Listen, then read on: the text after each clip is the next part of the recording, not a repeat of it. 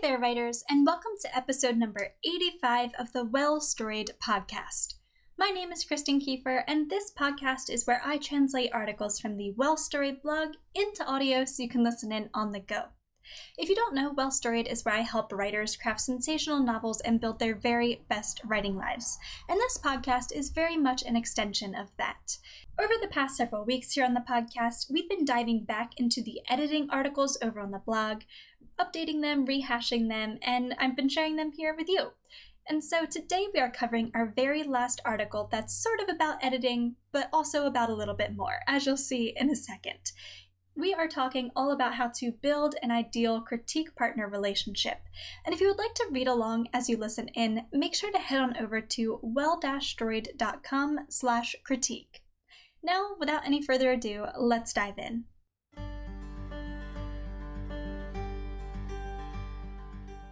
How to build an ideal critique partner relationship. Life is better when you do it together, and your writing life often is as well. In a recent episode here on the podcast, we discussed the importance of editing with objectivity.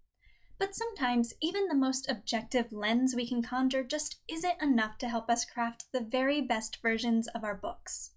Sometimes it's a second pair of eyes that can really make all the difference as we work to elevate our stories.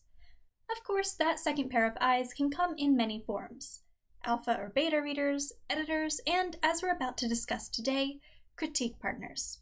Just how valuable an experience can it be to work with a critique partner? And how can you go about finding and building such a relationship? Let's break down everything you need to know in today's episode. So, firstly, what is a critique partner exactly? A critique partner is a writer with whom you share and critique work on a regular basis. They aren't necessarily someone you co-write stories with, but they should be someone that you can consider a partner in your writing life. Their influence in many cases extends far beyond a little critical feedback during edits. Many writers form strong friendships with their critique partners and choose to lean on one another not only for critique, but for advice and encouragement through every step in their writing lives. And in our modern era, many critique partners never even meet in person, instead forging relationships through email and social media. Every critique partner relationship is, of course, a little different. Some trade work and advice daily or weekly, while others forge their own unique schedules that work around life's many chaotic complications. So long as the partnership works well for both writers, there's really no wrong way to go about being critique partners.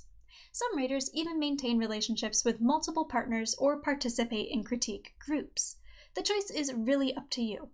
What matters most is that the relationships you forge are supportive, honest, and available, helping you improve both your manuscripts and your mindset as you wend your way through this wonderful writing life. With all of that said, should you work with a critique partner? Many writers benefit greatly from critique partner relationships, though they certainly aren't a necessity when it comes to building a happy, healthy writing life. If you're on the fence about whether pursuing such a relationship would be right for you, here are a few questions you can ask yourself today. Firstly, am I lonely in my writing life? Writing is often a lonely endeavor. If you're feeling lost or alone in your writing life and wish that you could make a connection with other writers, forging relationships with a critique partner or two can go a long way toward fending off your creative blues.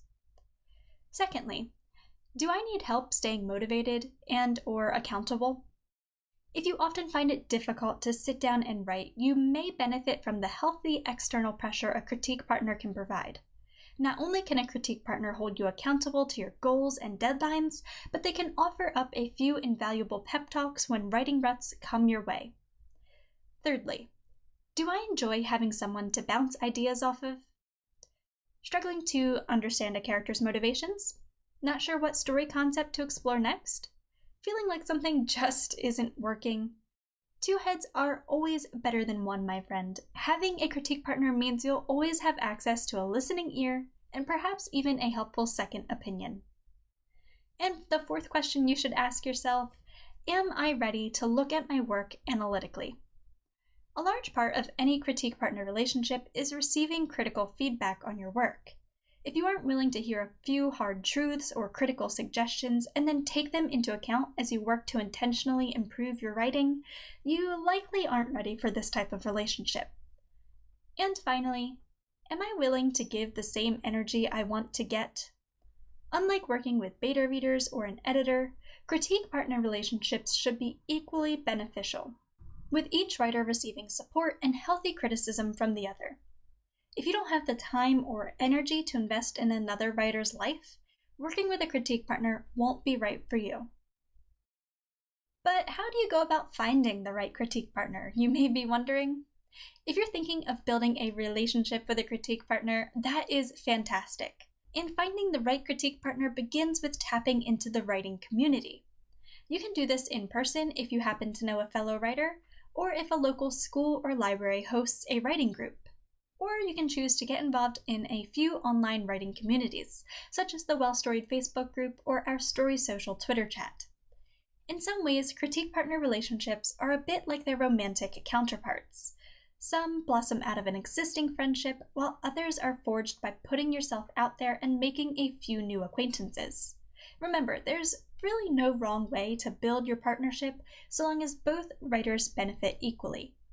But don't just rush into any old relationship, however. Make sure to take the time to find the right partner for you and your stories.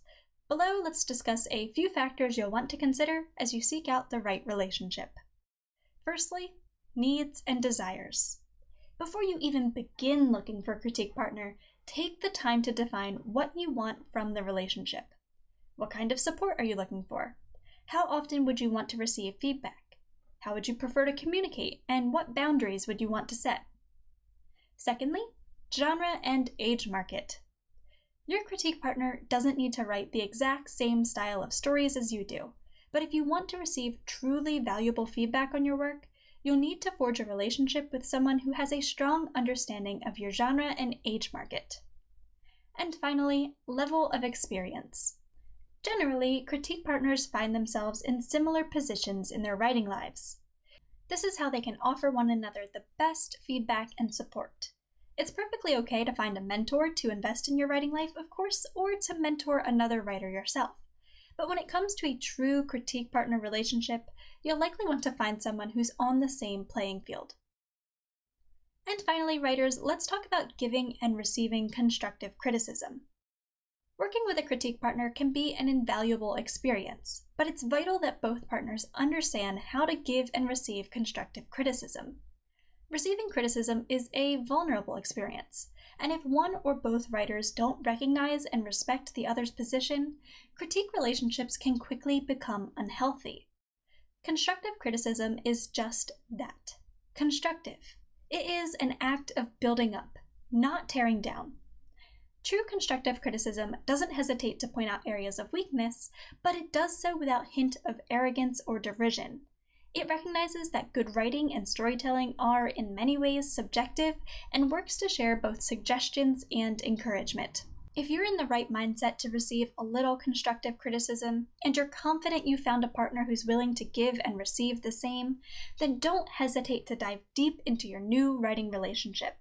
I have no doubt that you'll find working with a critique partner to be revolutionary in your writing life.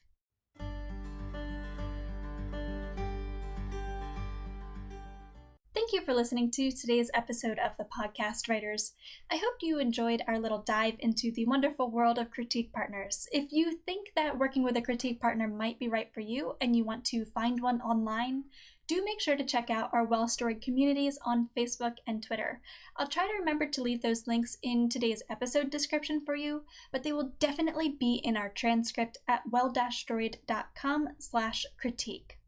All that said, if you enjoyed today's episode, make sure to go ahead and subscribe for more, and don't forget to leave a quick rating and review to help the podcast grow. I also appreciate any feedback you'd like to share there as well. I would also like to give a big shout out to all of Well-Storied's patrons who help make this podcast and all of the other free content I create at Well-Storied a possibility. If you would like to get involved and come support Well-Storied for as little as $1 a month as well, make sure to head on over to patreon.com/wellstoried. Again, that link will be for you in today's episode description. Alright, writers, that is everything I have to share with you today about critique partners. Again, I hope you enjoyed today's episode, and I can't wait to chat with you again next time. Until then, happy writing!